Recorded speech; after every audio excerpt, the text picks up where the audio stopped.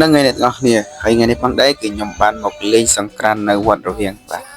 ហើយនៅវត្តរវៀងបើមិនសប្បាយគឺមិនហៅវត្តរវៀងទេ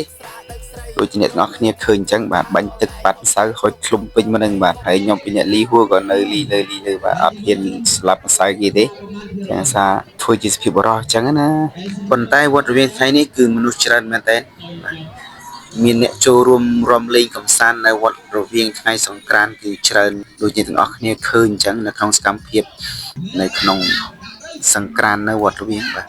ហើយអ្វីដែលចាប់អារម្មណ៍គឺនោះខេលបាទតែខ្ញុំចាប់អារម្មណ៍ជាងគេគឺវាយខេលបាទគឺវាយមួយគឺមិនធម្មតាទេគឺប្រើរំពាត់បដៅបាទតែយើងប្រហែលគឺត្រូវបែកឈាមតែម្ដងហើយក៏មានឡើងសសរខ្លាញ់បាទព្រោះខ្ញុំរ៉េបាទប៉ុន្តែគឺខ្ញុំអត់បានថតសកម្មភាពឲ្យអ្នកទាំងអស់គ្នាមើលទេហើយបើចង់ដឹងថាសកម្មភាពថ្ងៃចូលឆ្នាំសង្ក្រាន្តនៅវត្តរវៀងសប្បាយបែបណាគឺចូលរួមទស្សនាជាមួយខ្ញុំទាំងអស់គ្នាតោះអូខេ let's go ហើយពេលនេះគឺខ្ញុំបានចូលមកដល់ក្នុងហើយដើម្បីថតរូបបាទប៉ុន្តែដោយសារតារូបភាពរបស់យើងគឺមិនសូវស្អាតដូចកាមេរ៉ាបាទប៉ុន្តែពេលនេះគឺបានជួបដៃគូបាទ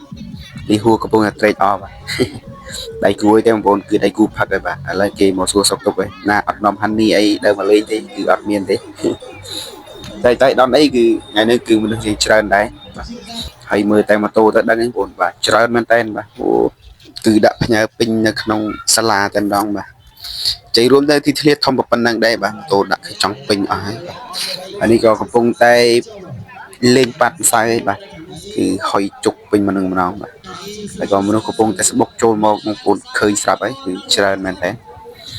កំពុងតែចូលបដៅបាទហើយក៏ឡានទឹកក៏រៀបនឹងចូលមកដែរហើយបាទហើយតន្ត្រីរបស់យើងកំពុងតែចាក់រំពងពេញនៅវត្តហ្នឹងឯងបាទហើយក៏អ្នកលេងប៉ាតម្សៅហ្នឹងគឺគាត់ត្រៀមខ្លួនចាំចូលរំហើយបាទហើយឃើញថាទស្សនវិជ្ជាថ្ងៃទី4គឺមនុស្សច្រើនមែនតើបាទហើយនេះគេចាប់ដើមលេងឡើងសសរខ្លាញ់ហើយបាទដើម្បីយកប្រាក់រង្វាន់ហើយឡើងសសរខ្លាញ់នេះផងដែរគឺមាន3ក្រុមដើម្បីឲ្យដណ្ដើមយកជ័យលាភីបាទបន្ទាប់ពីយើងឡើងសសរខ្លាញ់រួចហើយគឺយើងចូលដល់វគ្គវាយខេលបាទឃើញថាវាយខេលនឹងរុញនឹងរ៉េបាទ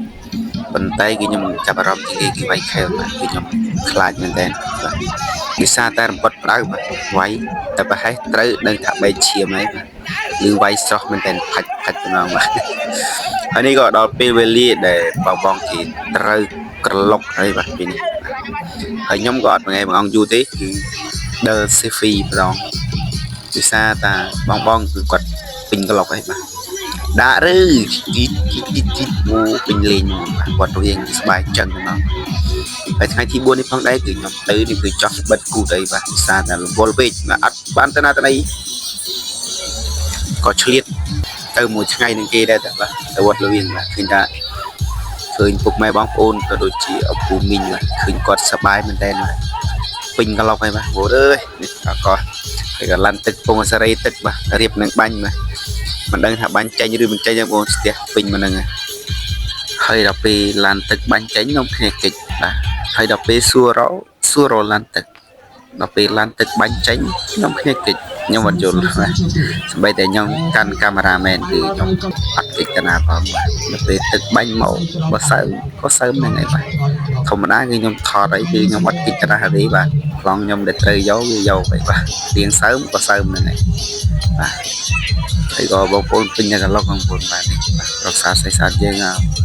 ពេញលេងហ្នឹងបាទក្លុកយកតែមែនតើបាទដាក់ទៅស៊ី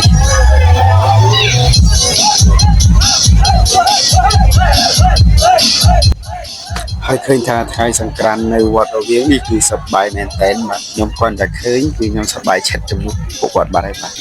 ជ័យរួមទៅគឺគាត់មកហ្នឹងគឺលេងសប្បាយទាំងអស់គ្នាបាទគឺអត់ប្រកែកប្រកាន់រឿងថាលេងចេះលេងចុះ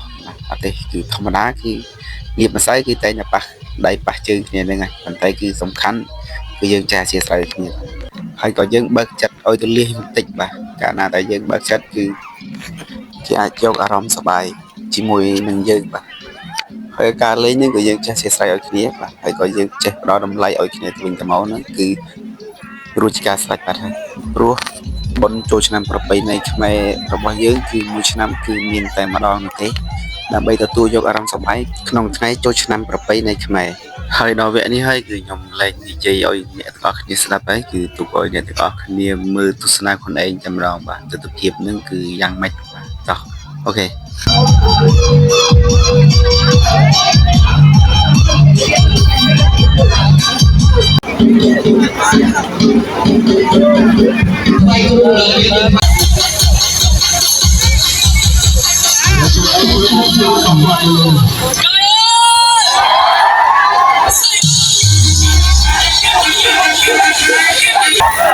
Mình đặt xe phương, mình đặt xe phương mát mời tàu mình.